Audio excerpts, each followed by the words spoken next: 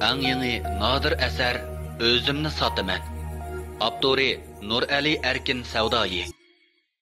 O'zimni sotaman. Birinchi qism. Tomuz issiq. Kishini bezor qilib, hamma odam salqin joy izlab, aram elishga intilayotgan kunlarning birida adig'ini kiyingan, yuzlariga qatmo-qat qo'ruq tushgan. Chanqigan lavlaridan gez bog'lab, chaq-chaq yerilib ketgan. Qo'lida bo'lsa, ko'ni bir tag'arni ko'tarib olgan 50 yoshlar chamisidagi bir ayol yo'l bo'yidagi tashlab etilgan ichimlik botilkalarini terib o'tadi. Hamma odam o'z halakchiligi bilan aldirash. Biror kishi u ayolga ko'z qirini solmaydi. Shunda qilib yana bir kun o'tib ketdi. Ayol kun bo'yi yiqqan botilkalarini ortganicha shaharning chetiga joylashgan keraksiz buyumlarni yig'ib olish o'rniga qarab mangdi. Bu ayolning ismi Amina edi. Amina hadining bir qiz, bir o'g'li bo'lib, qizi boshqa shaharga yotliq bo'lib chiqib ketgan. Xizmatining aldirashlik sababli oyda oralli 2 qaytam Amina ajini yo'qlig'ini kelalaydi. O'g'li Abdusalom bir shirkatning xizmatchisi bo'lib, bir oylik kirimi o'zining hojidan chiqib eshib qoladi. Lekin Abdusalomning ayoli o'tib ketgan hazozul ayol bo'lg'ashqa, Abdusalom apsiga ozroq pul berib bo'lguncha urushib, olamni ma'lum qilib yetadi. G'alva g'avg'odan qo'rqqan Abdusalom apsi tarafda turg'isi kelmadi-mu, aytavur, qanday qilsang qila deb apsining qo'rsiqini ochib qo'ymizlar, ayoli bilan tangmi turib ketmadi. Mana Amina acha arg'in qadamlarini tasti yutginicha keraksiz buyumlarni yig'ib olish o'rnining oldiga kelib to'xtadi. Eshikning oldiga bog'lab qo'yilgan. Biror kishi bu yerga kelib bo'lguncha odamni terib yutib yetadiganday qavaydigan 2 it Amina ajini tunib qoldi bo'lg'ay, quyruqlarini qisqanicha o'ziga kirib ketdi. Amina acha mo'risidagi targ'arni yerga qo'yib, qiqilib yo'tilib ketdi.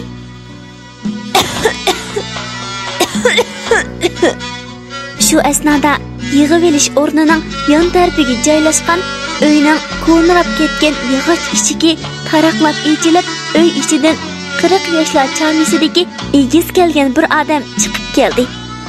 Bu yoqning ismi Loma bo'lib, yig'ib olish o'rnining mas'uli edi. U Amina ajini ko'rib, "Bugun kechikib qoldingiz-ku. Boshqa chog'da boldurla keladingiz." dedi.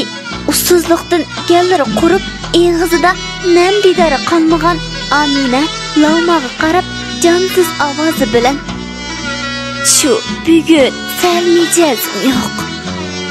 Kelib bo'lguncha ozroq ayol bo'lib qoldim," dedi.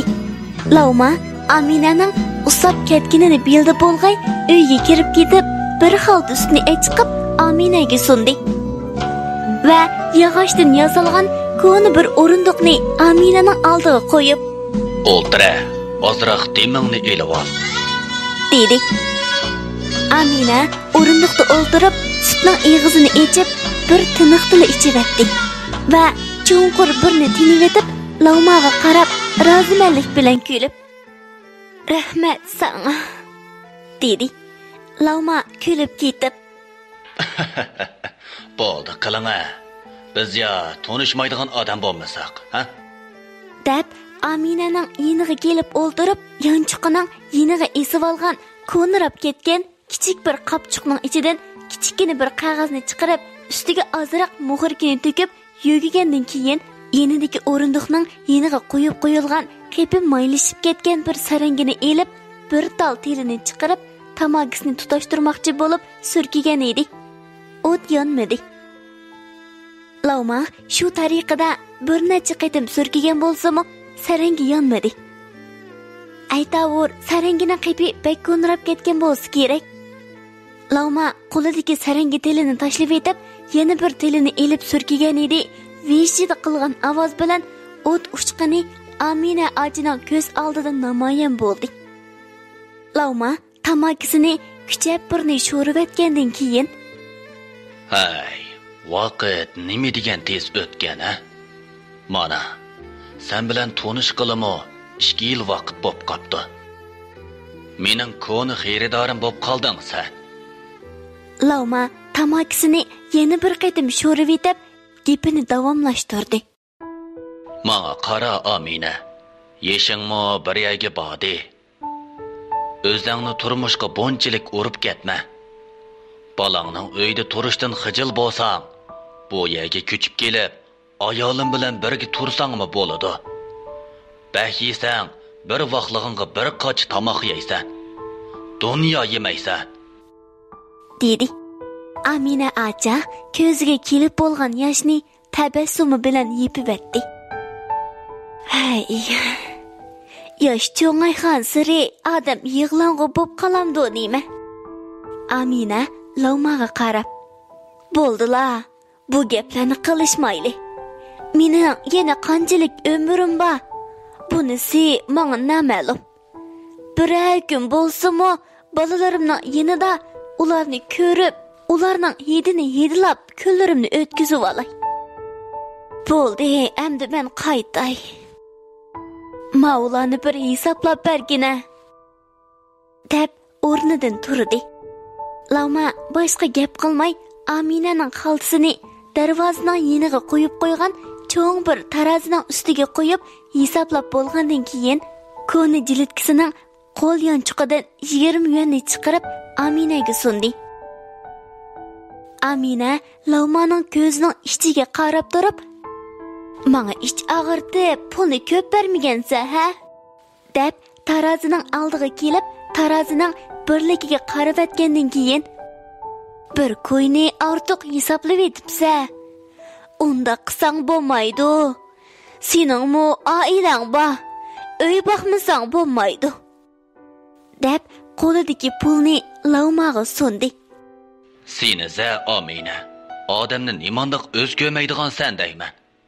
Nayti, bir ko'yning ishi bu. deyishiga, "Shundoq bo'lsa-mu bo'lmaydi. Bo'la, ortiq pulini tutib elib, qolganini be." deb pulni Lavmaga tanglab turib oldi.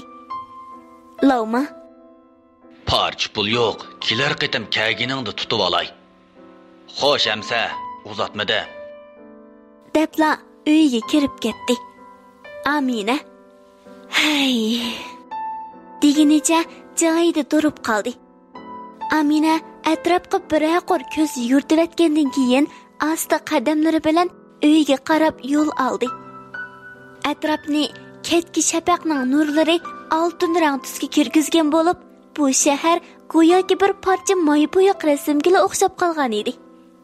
Amina acha shaharga yaqinlashgan sari oshxonalardan chiqayotgan issiq tomoqning mezilik puraqlari Aminaning dimiqiga urilib, ishtihosini ejivatgan edi.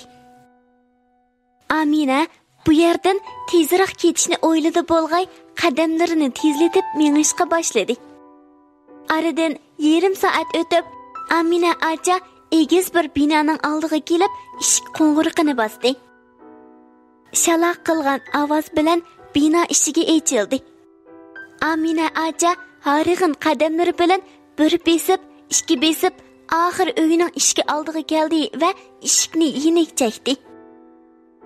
Ayol Simayla eshik ochilib, ichidan 5 yoshlik navrisi Shahzod yugurib chiqdi va uyining ichiga qarab, "Momam qaytib keldi. Momam keldi." deb xo'shallik bilan varqirab ketdi. Ungacha Amina acha navrisining peshonasiga birni suyib qo'yib, buzug'idan atlishiga oshxona uyining sirilma eshigi ochilib, "To'xtasizlar. Men pulni aran surtgan. Mehnat oyoqlari bilan pulga dasizlar, mehnat bo'lib ketmamdi.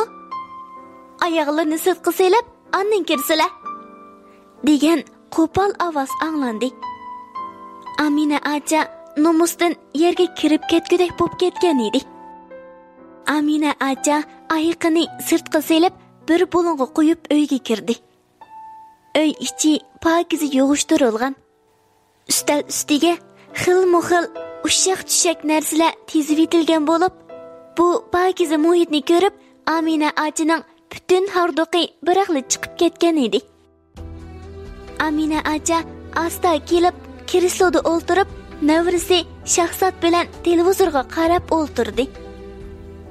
Hayal o'tmay oshxonaning ishiga qayta echilib, Mag'firat qo'lida chaynak va piyola ko'targanicha Amina achining oldiga keldi va satburni olib yetib, "Menga qarsila apa.